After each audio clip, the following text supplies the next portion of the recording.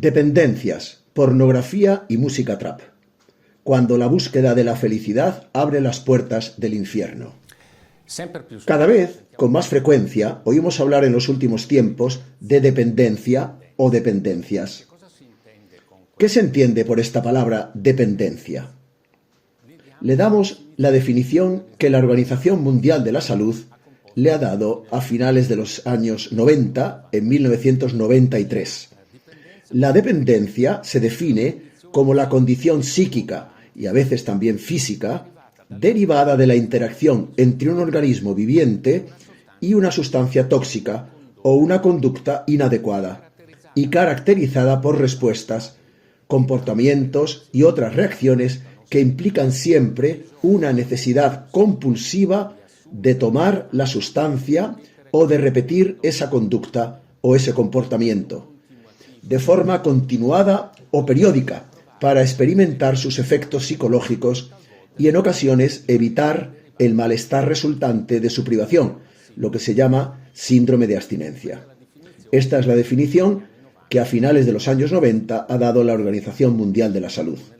Lamentablemente, con el tiempo se ha pasado de la dependencia de sustancias estupefacientes, por tanto, de sustancias químicas, de drogas, a otras formas de dependencia, hasta el punto de que de hoy hablamos de dependencia en plural, dependencias, porque hay dependencias, por ejemplo, a los juegos de azar, de la pornografía, de las compras compulsivas, de comportamientos, digamos así, de reacciones sociales de tipo tóxico, la dependencia de Internet, de smartphones, de teléfonos móviles, que son dependencias que muchas veces están correlacionadas y relacionadas unas con otras.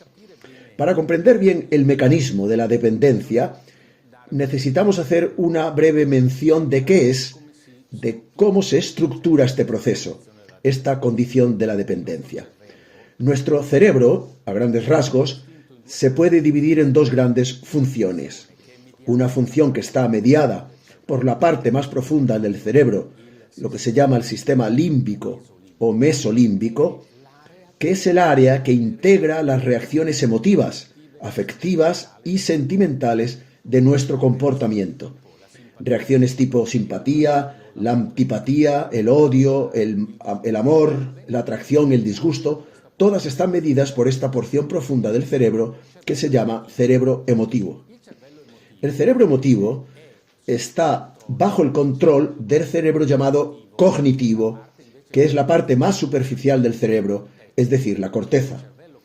El cerebro cognitivo actúa de forma que el cerebro emotivo esté controlado en sus realizaciones, en sus conductas, en sus prácticas, para evitar que se establezcan conductas que pueden ser erróneas e incluso pueden ser perjudiciales. Por tanto, la integración perfecta del funcionamiento entre cerebro emotivo y cerebro cognitivo, cerebro controlador, es lo que determina, digamos, nuestras condiciones de vida cotidiana. ¿Qué puede suceder? Que este sistema, extremadamente delicado, pero también extremadamente preciso y riguroso, pueda saltar y que el cerebro emotivo se apodere del sistema de control que se desarrolla del cerebro controlador, del cerebro cognitivo. Por tanto, podemos decir que la dependencia de cualquier sustancia o conducta, por tanto, las dependencias son una enfermedad del cerebro, porque estos dos sistemas ya no operan en sinergia, sino que uno de ellos prevalece sobre el otro. Os muestro ahora dos fotografías, dos imágenes, en las que se ve como, por ejemplo, un cerebro sometido a estupefacientes.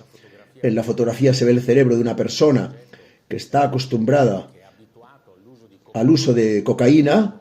¿Qué daño anatómico? La primera fotografía que veis. ¿Y qué daño funcional se produce en el cerebro? La segunda, coloreada, es una imagen llamada PET, tomografía por emisión de positrones. Y nos dice cómo el cerebro normal, que veis representado en la mitad izquierda de la diapositiva, funciona y qué provoca, sin embargo, qué alteración funcional provoca el uso de las drogas. Como veis, toda la parte superficial del cerebro, el famoso cerebro controlador, queda prácticamente eliminada y toma netamente el relevo la parte emotiva. Dos aspectos de las dependencias quisiera tratar con vosotros. El primer aspecto es la dependencia de la pornografía, que está muy ligado obviamente a la dependencia online, el sexo online y en Internet. Y el segundo es la dependencia a esta música que desgraciadamente hoy está tan de moda, llamada música trap. Empecemos con la pornografía. Y empezamos por dar algunos números para que se tenga la convicción del enorme problema que estamos afrontando. Podemos realmente realmar a la dependencia de la pornografía una verdadera masacre, y los números solo convalidan esta afirmación. Pensad, la edad media del primer acceso a imágenes pornográficas online en el mundo es de 11 años. El 90% de los niños entre 8 y 16 años han visitado varias veces sitios pornográficos. Y pensad que en los enlaces pornográficos disponibles hoy online en Internet son 1.200.740.000. Y se ha calculado que para conectarse a este enlace link es suficiente 54 milésimas de segundo. Es decir, basta un clic en milésimas de segundo para conectarse a esta terrible divulgación de imágenes pornográficas. El mercado de la pornografía a nivel mundial vale cerca de 200.000 millones de dólares al año. Y hablamos del mercado que en alguna medida es cuantificable, porque se añade todo la Deep Web o la Dark Web, que es imposible de cuantificar. Por eso hablamos de una verdadera masacre. Pensad que en el trienio 2020-2023 han sido 80 millones las fotografías y 30 millones los vídeos que han sido publicados de carácter pornográfico y de pornografía infantil, especialmente en plataformas de pago. Hablemos de nuestra nación, de nuestro país, Italia. Italia, pensad, ocupa el 4º lugar en el mundo en consumo de sexo online. Y en Italia, este consumo vale cerca de 4 o 5.000 millones de dólares o de euros al año. Milán y Roma están en el primer y en el segundo lugar, respectivamente, en la clasificación de las 10 ciudades industrializadas del mundo que utilizan sexo online. En Italia, los 3 primeros meses de 2020 han sido interceptadas por la policía postal, estatal, han sido interceptadas 20.000 vídeos solo en 2020 de carácter pornográfico infantil. Por eso también hay una potentísima alarma sobre la protección de los menores, porque la web hoy por hoy es el más poderoso medio de incitación sexual de los menores. ¿Qué sucede con quienes hacen uso de pornografía? Hablemos de las dependencias. En cuanto al tema específico de la pornografía, además hay 2 mecanismos que he hablado. Hay que añadir otros 2. Hay una hormona que se segrega por la hipófisis que se llama la oxitocina. Es la hormona del cuidado, es la hormona de la atracción sexual, que en condiciones fisiológicas es la que regula la relación de la fascinación, de la conquista, del acercamiento entre un hombre y una mujer. Y cuando la pornografía se arraiga en la vida de una persona, lo que sucede es que esa oxitocina que se produce normalmente para crear atracción sexual entre un hombre y una mujer, esta hormona se produce por el hecho de que el sujeto es golpeado por imágenes duras, incluso violentas, fuertes, por lo que se dice que en términos técnicos que la pantalla del ordenador se convierte en el amante virtual. Segundo aspecto, las llamadas ferormonas. Las ferormonas son hormonas producidas por nuestro cuerpo, especialmente por el cuerpo animal, y que regulan el atractivo sexual. La pornografía determina la producción, digamos, de una actividad hormonal, también interior, por lo que la ferormona virtual, online, es la que capta a la persona que pierde interés en la actividad afectiva, sentimental y sexual natural para vincularse, en cambio, a la actividad virtual y patológica. ¿Por qué? ¿Qué sucede a quien hace uso de pornografía? Sucede que hay desinterés en la propia vida cotidiana, se pierde el interés por la escuela, por el trabajo, por los afectos familiares, por el deporte, incluso por todas las relaciones sociales. La persona tiende a encerrarse en sí misma y la única relación que quiere tener, que busca de forma compulsiva, es la pornografía, y con las imágenes online determina caídas en síndromes psíquicos, psicológicos, como puede ser la ansiedad, la depresión, la pérdida de atención y de concentración. Aparecen trastornos alimentarios que van desde la bulimia hasta la anorexia. Las relaciones domésticas, familiares, están marcadas por la violencia, por la agresión. Las relaciones afectivas, incluso las sexuales, pasan por una primera fase, que es una fase de violencia, llegando incluso a la violencia sexual, al sadismo, al masoquismo, y una segunda fase que se llama de la indiferencia hacia la relación natural. Los psicólogos hablan de la estructuración de lo que se llama un yo extraño. La persona no se reconoce ya en sí misma, en las condiciones que siempre habían regulado su propia vida. Y hoy por hoy estamos asistiendo, tenemos delante un gran peligro, lo digo de forma particular a quienes tienen funciones de educador, de formador al interno de la sociedad. En primer lugar, obviamente, a los padres, la familia. Atención a la educación escolar, porque hay muchos programas de educación escolar sobre la llamada afectividad. Son programas de educación a una sexualidad totalmente libre. Se habla de sex free, sexo libre, que no debe tener ninguna limitación, ninguna regla que respetar, ninguna norma a seguir. Cualquier tipo de sexualidad es natural, es buena y como tal es lícita. Cualquier tipo de sexualidad. Esto está llevando a una sexualidad perversa, que perjudica primero al sujeto que la practica y luego a las personas que le rodean. El sexo se presenta como una actividad lúdica, recreativa, y es una actividad que es natural, como es natural el beber, el comer, el vestir, el taparse si hace frío, pero perdiendo de vista el elemento fundamental que hace que el sexo una función natural, sí, pero con una finalidad muy precisa, que es la naturaleza. La biología nos ha dado que es la de mantener la especie, la procreación. El sexo tiene un componente ciertamente afectivo, relacional, y por tanto también de placer, recreativo. Pero al mismo tiempo tiene una función determinante que es la de la procreación, del mantenimiento de la especie. Esto lamentablemente hoy ha sido totalmente separado. Esto lo había predicho aquel gran papa que fue San Pablo VI, como escribió en la Humane Vitae. Hoy vivimos un momento en donde esto se ha verificado. Hoy, cuando se habla de sexo seguro, se entiende solo un sexo en el cual cada uno puede hacer lo que quiera. Lo importante es que no contraigas enfermedades de transmisión sexual y que evites embarazos no deseados.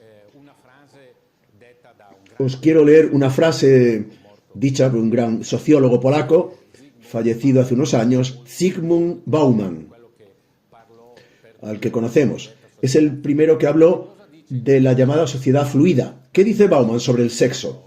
Os leo textualmente su obra. Ninguna persona inteligente quemará jamás una catedral para freír un huevo en una sartén, aunque el hambre sea grande y el apetito voraz. Hoy, lamentablemente, el detonante incendiario de la pornografía está destruyendo catedrales de amor conyugal y familiar, de personalidades juveniles en crecimiento y en desarrollo. Este es el tiempo que estamos viviendo y esto significa la dependencia a la pornografía. Otra cita, permitidme, de un filósofo inglés que murió a finales del siglo XX. En 1981 dijo: el sexo es un río de fuego que debe ser canalizado mediante cientos de restricciones. De lo contrario, lleva al caos tanto del individuo como de la sociedad entera. Y una última frase hermosa, llena de significado, que es la del Papa Francisco, que ha pronunciado a los jóvenes el 9 de diciembre de 2019.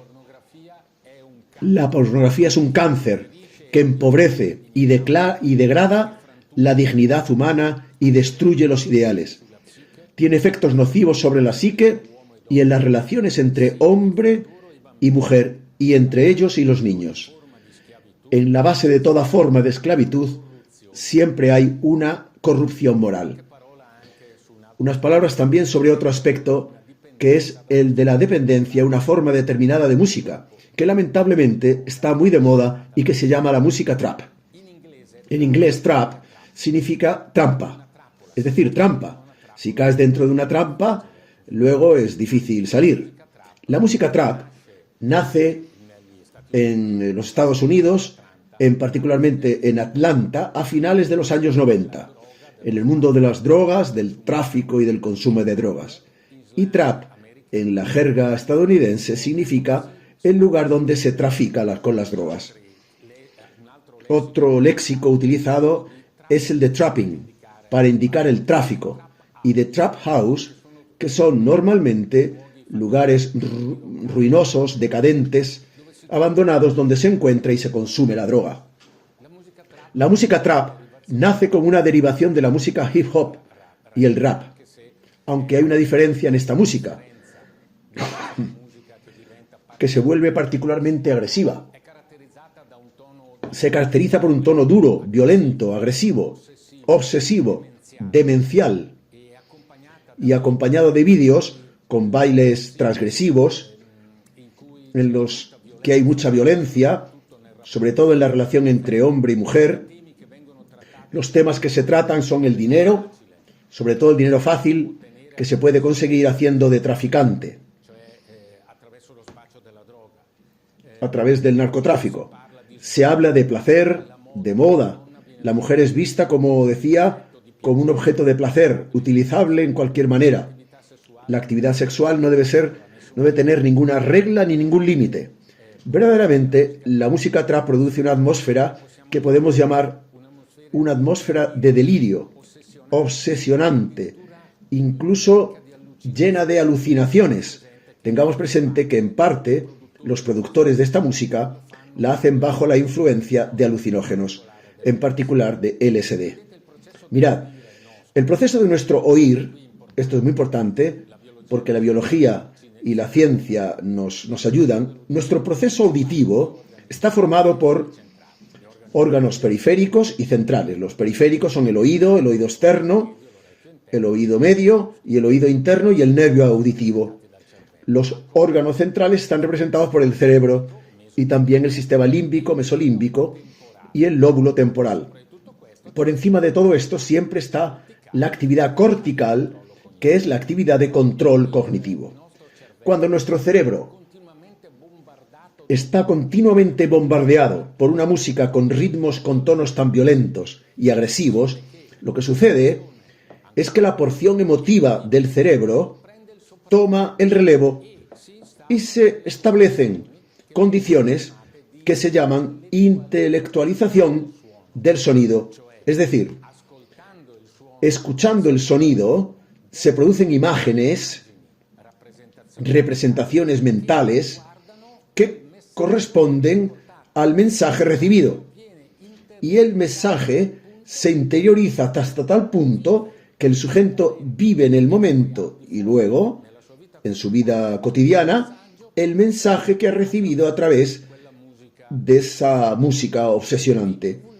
Los más vulnerables son, obviamente, los jóvenes, los adolescentes. Primero, por un factor biológico. El cerebro completa, por así decirlo, su construcción, su formación en torno a los 21 o 22 años.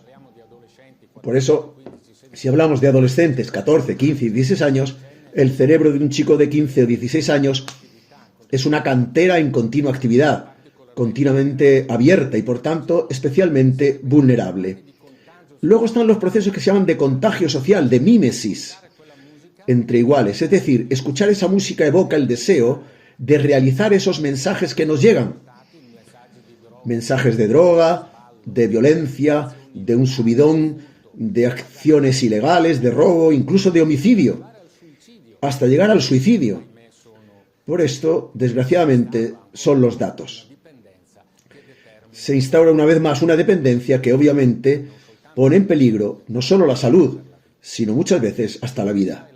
Esto es la música trap. Y también para la música trap, como con cualquier sustancia o conducta que produce dependencia, lo que vale es el aforismo que dice: más vale prevenir que curar. Quiero concluir con un mensaje. Cuando nos enfrentamos a condiciones que son objetivamente malas, el mal no se puede gestionar. El mal debe ser prevenido, desvelado y erradicado.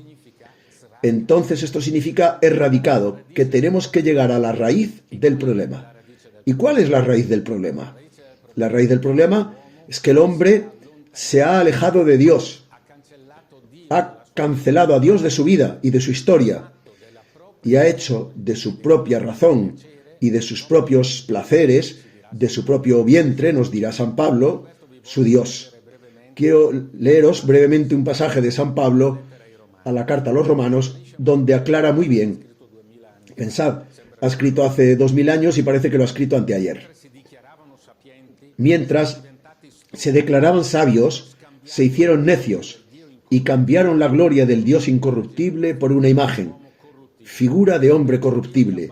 Por eso Dios los ha abandonado a la impureza, según los deseos de su corazón, hasta el punto que deshonraron entre sí sus cuerpos, porque cambiaron la verdad de Dios por la mentira, y han adorado y servido a las criaturas en lugar del Creador, que sea bendito por los siglos.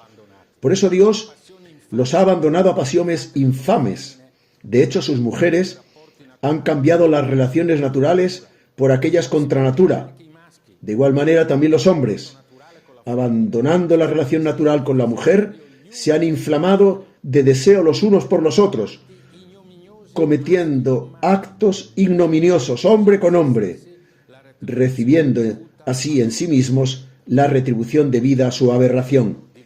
Y como no quisieron conocer a Dios adecuadamente, Dios los ha abandonado a su inteligencia depravada, y por eso han cometido actos indignos. Pensad, si esta no es una fotografía muy clara de los tiempos que estamos viviendo. ¿Y cuál es el resultado?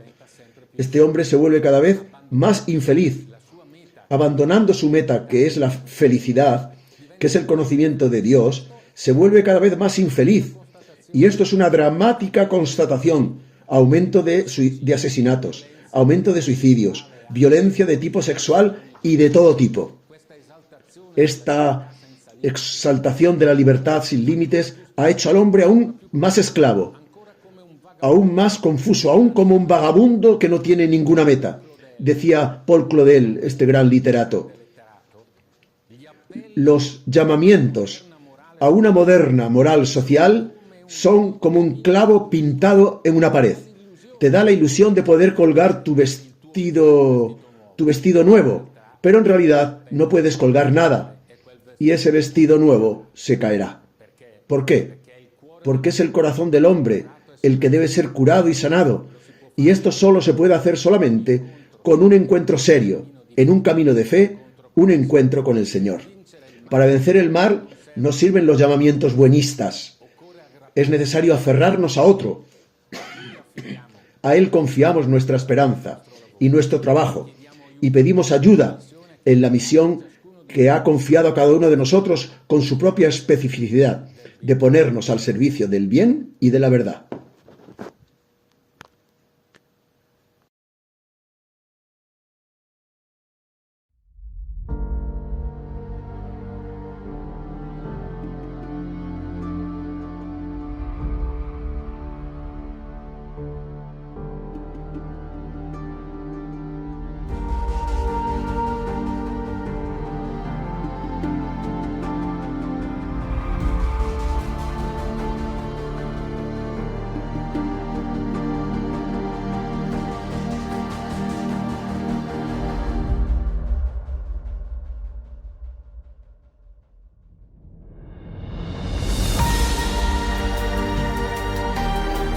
di questa convivenza non avete bisogno solo voi. Di questa convivenza ha bisogno la Chiesa, perché la Chiesa ha bisogno di questo annuncio oggi.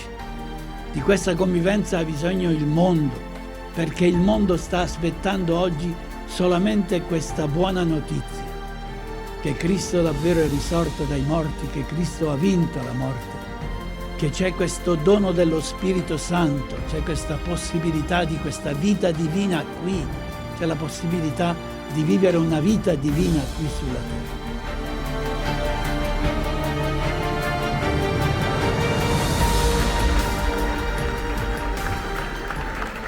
Vi invito a essere qui, in questa convivenza. Non è facile vivere il presente come il momento più perfetto dell'esistenza. Ci sono persone che non vivono mai il presente, pensando sempre al dopo.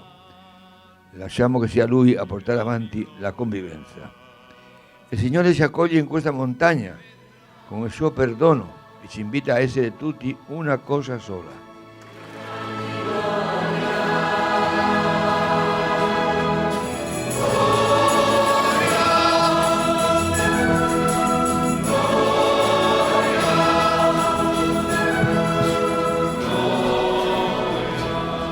Una delle cose più importanti in questa convivenza è creare comunione, perché sempre Chico dice noi nel cammino viviamo in comunione. Il punto fondamentale perché possa agire il Signore è la comunione fra i catechisti e i preti. Chico e Carmen hanno avuto sempre una cosa chiara, che noi il cammino era una iniziazione cristiana e che i presbiteri erano la testa della comunità, che eravamo fratelli, che non facciamo una cosa a parte con i presbiteri. Allora sì, questa è una cosa chiarissima per Chico e Carmen dall'inizio, dobbiamo difendere questo spirito. La nostra credibilità si perde quando entriamo in discomunione, perché già non stiamo uscendo dalla missione alla quale ci ha chiamato il Signore, che il cammino manifesta una comunione. Cominciamo con la predicazione di Pietro. Siamo uniti a Pietro, e questo anche lo vogliamo dire chiaramente a tutti, soprattutto voi che siete presbiteri. Siamo uniti a Pietro, perché i papi sempre hanno difeso il cammino, da Pablo VI subito. Meno di 10 anni che erano nelle baracche, già Pablo VI ha ricevuto a Chico e Carmen, e anche Juan Pablo II tantissimo. Che ti ha detto Pablo VI? Ti ricordi? Sei fedele alla Chiesa, che la Chiesa ti sarà fedele. Il Papa Francesco, che ci ha salvato quando subito che è entrato come Papa, che ci ha aiutato con la liturgia. Allora no, il cammino non esisterebbe senza l'appoggio che hanno dato i papi al cammino.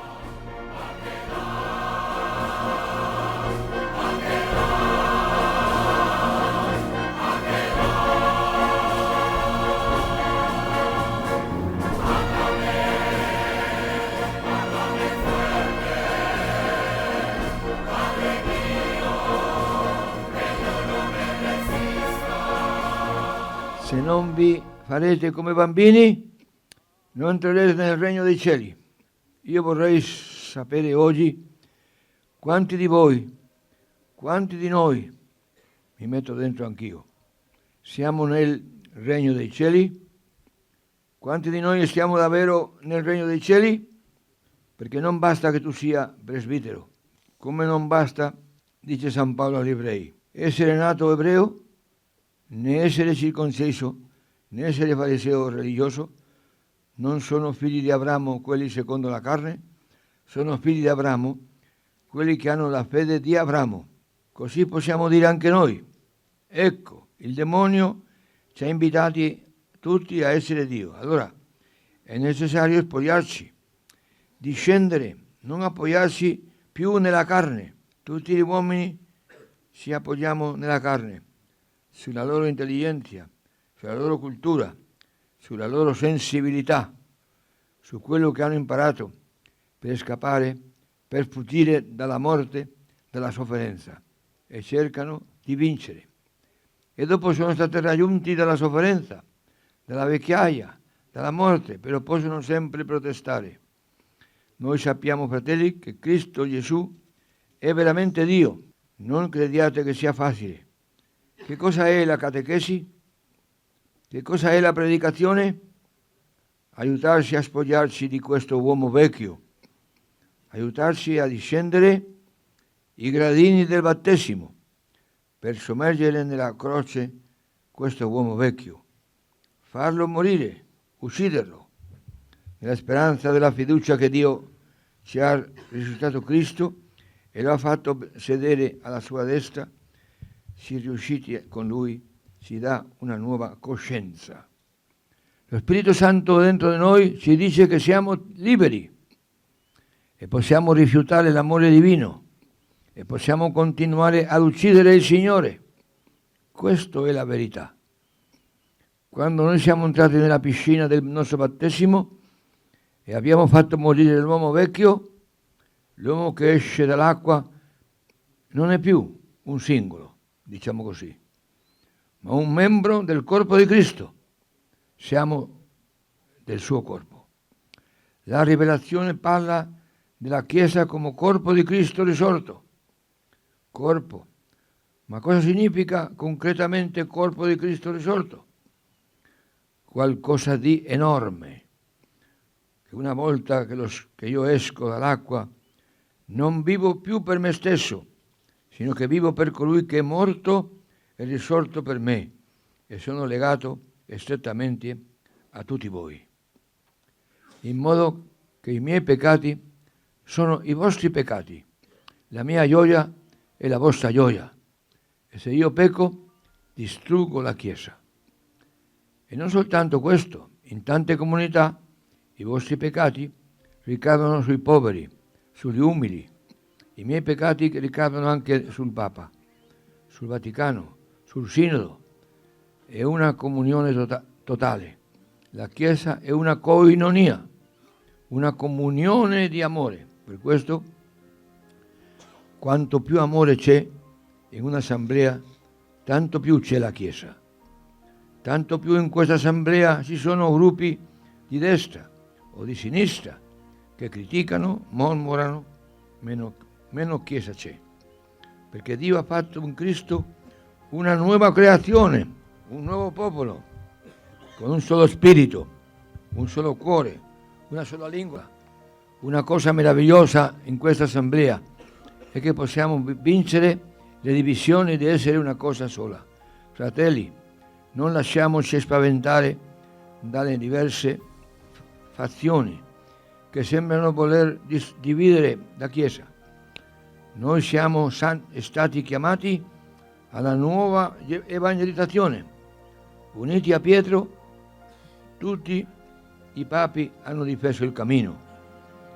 Non spaventiamoci, come se i demoni avessero più potere del Cristo risorto, come se Cristo non avesse vinto ogni potere con la sua risurrezione, come se Cristo non fosse il Kyrios di ogni realtà, il vincitore.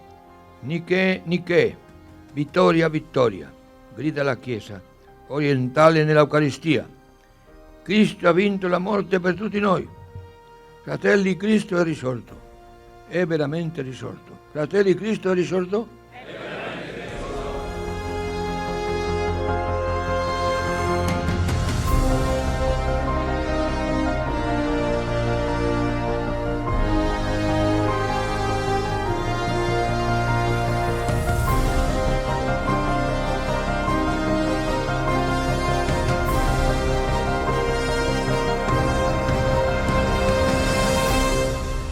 E vorrei solo citare un testo che non ho portato, molto bello, di Papa Francesco nella messa crismale ai preti di Roma, dove ha parlato questo che è stato proclamata, che dopo aver ascoltato il cherigma di Pietro, il popolo è rimasto trafitto.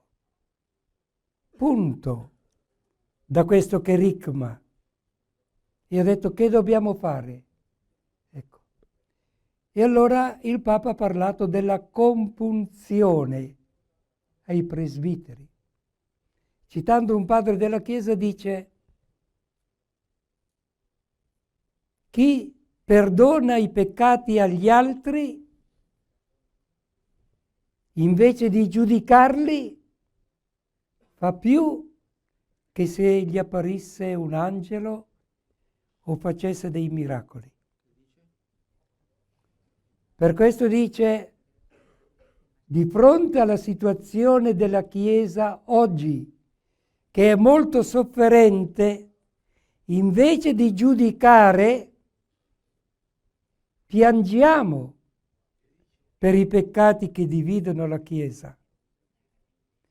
Uniamo le nostre sofferenze alla sofferenza di Cristo, che continua a soffrire nel suo corpo. E chiede, come dice San Paolo, che completiamo in noi, assumendo il peccato non solo della Chiesa, ma dell'umanità, di tutte queste perversioni del demonio, offrendo la nostra vita con Cristo per collaborare alla salvezza di questa generazione.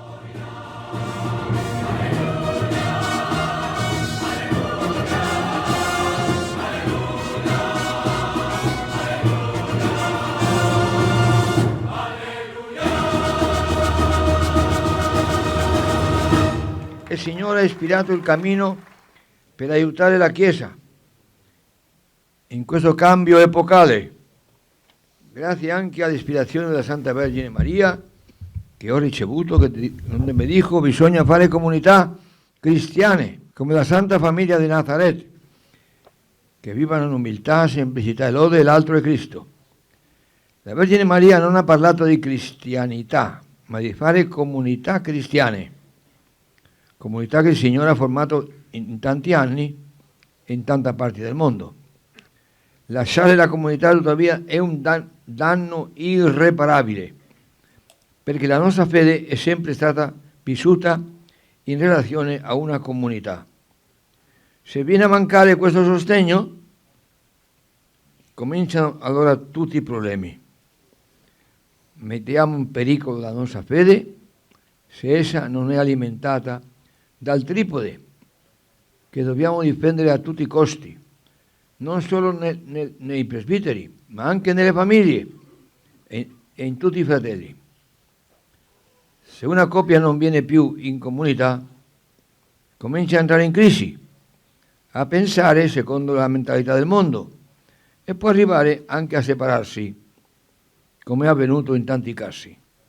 Tutta la forza del cammino consiste nel fatto di essere un itinerario che conserva la persona in comunità e nella Chiesa, sia quando è giovane, sia quando è matura e si sposa, sia quando ha figli, sia quando invecchia. Oggi questo nella Chiesa si dà con difficoltà. Un itinerario che accompagni la persona in tutte le fasi della vita. In questa situazione del mondo dobbiamo essere tutti santi per portare avanti la nuova evangelizzazione. Il Signore ci aiuterà, soprattutto grazie alle persecuzioni. Per un cristiano la gloria più grande è assomigliarsi a Cristo e a Cristo crocifisso. Cristo è stato crocifisso e noi dovremmo condividere un po' le sofferenze, le incomprensioni.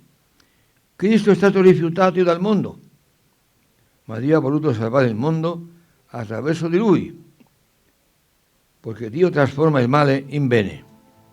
In mezzo alla nostra debolezza, il Signore ci permette di vedere ovunque enormi miracoli. Possiamo contare tante cose, ringraziando Dio nonostante la nostra povertà.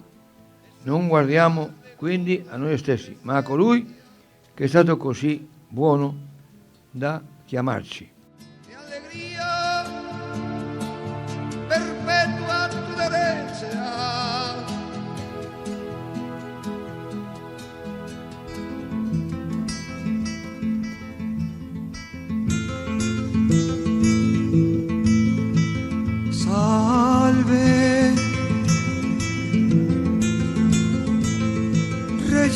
dei cieli.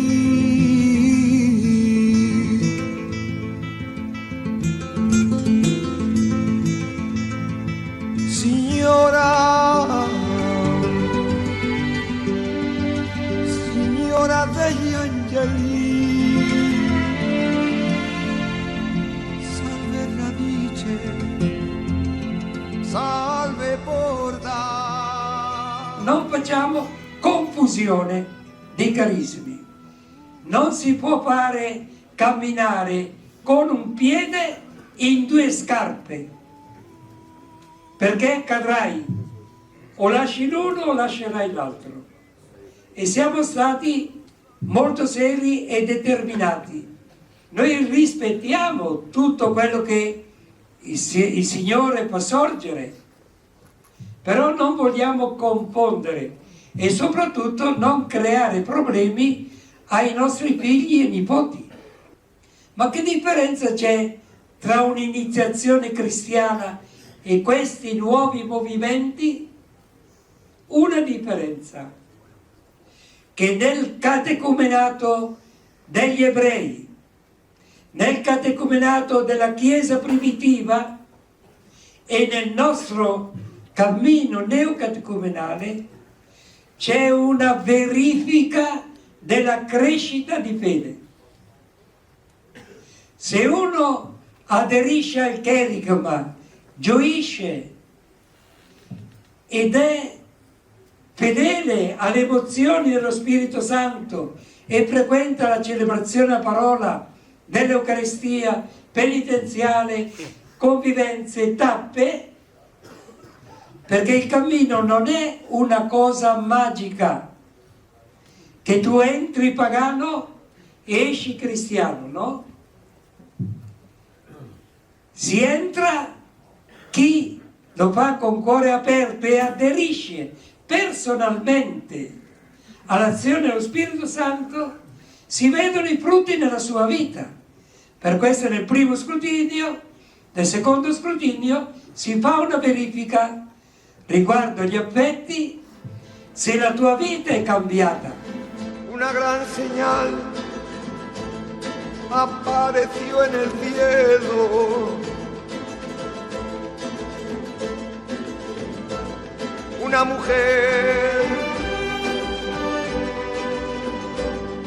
mujer vestida del sol.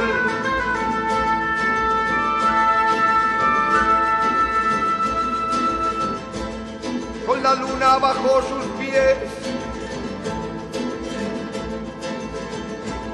y una corona de 12 estrellas. Está encinta y grita.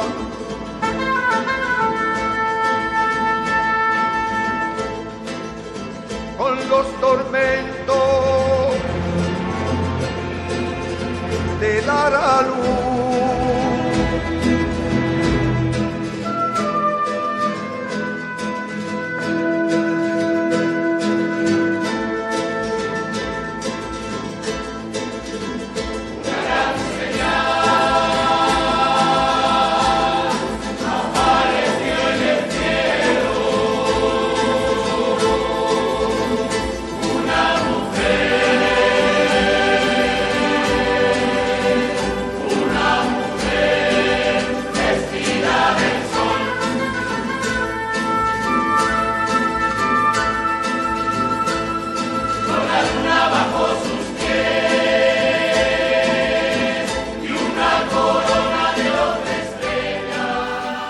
Coraggio fratelli, abbiamo pensato di farvi un grande regalo, che era il sogno di San Pablo VI e della serva di Dio Carmen Hernández, un anno di immersione in Terra Santa, specialmente per i presbiteri, ma anche per gli itineranti che vorranno e potranno farlo.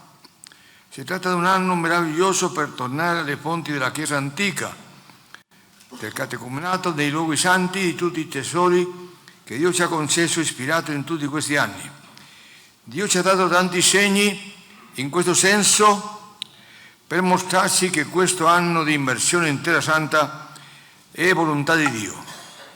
Abbiamo aperto questa Domus Betaniae a Gerusalemme, in questo posto meraviglioso, per portare anzitutto i presbiteri. Allora è molto importante l'iniziativa che ha avuto sempre nel cuore Carmen di portare gli itineranti e i presbiteri in Terra Santa per fare un'immersione nelle origini della Chiesa. Fare un'immersione nei luoghi in cui Dio ha fatto un catecumenato con il suo popolo, poi compiuto da Cristo e che Cristo ha fatto compiere ai suoi discepoli, un cammino di iniziazione che poi la Chiesa ha modellato sulle tappe dell'Esodo, compiuto in quelle della vita di Cristo. Tornare alle fonti dell'ebraismo, della scrittura, della Chiesa primitiva. Carmen desiderava che i presbiteri avessero questa esperienza. Abbiamo aperto questa casa per portare qui in Terra Santa specialmente i presbiteri, perché ricevano questo spirito, la forza di non aver paura dinanzi alle nuove sfide, vedano e ricordino le difficoltà che ci sono state nelle prime evangelizzazioni, le grandi sfide che la Chiesa ha dovuto affrontare dinanzi al mondo pagano, la stessa sfida che la Chiesa ha nel mondo di oggi. La Chiesa ha fatto ciò che con la forza che le veniva dallo Spirito Santo. Dice Cristo: rimanete in città finché siate rivestiti della potenza dell'alto. Vogliamo farvi questo regalo, poter passare un tempo a Gerusalemme, tornare alle fonti per vedere questa missione con più chiarezza.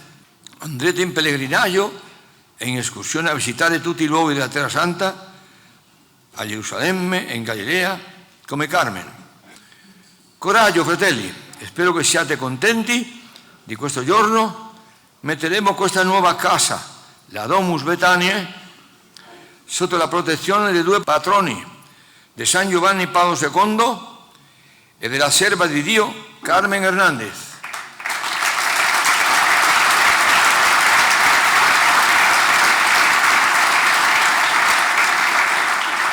Abbiamo chiesto alla Santa Sede, che ha detto che Carmen, come è stata dichiarata serva di Dio, può essere patrona di questa casa. Anche lei dal cielo sarà contentissima che tutto quello che ha vissuto e desiderato si possa compiere in tutti noi. Un applauso.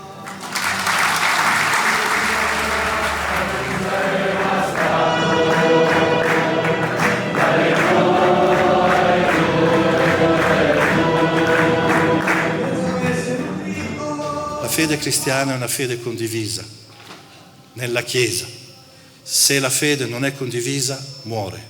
Se non diventa comunione, se non diventa unità, è una fede sterile che muore.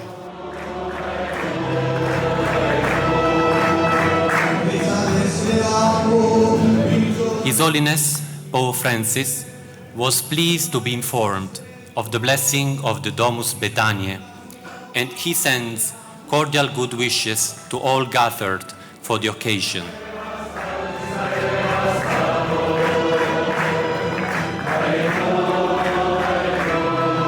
Questa casa, diciamo, cosa molto bella è che è in mezzo a un giardino, vicinissimo ai luoghi santi, vicinissimo a una mikvah venerata. Ci sono degli studi seri, degli archeologi.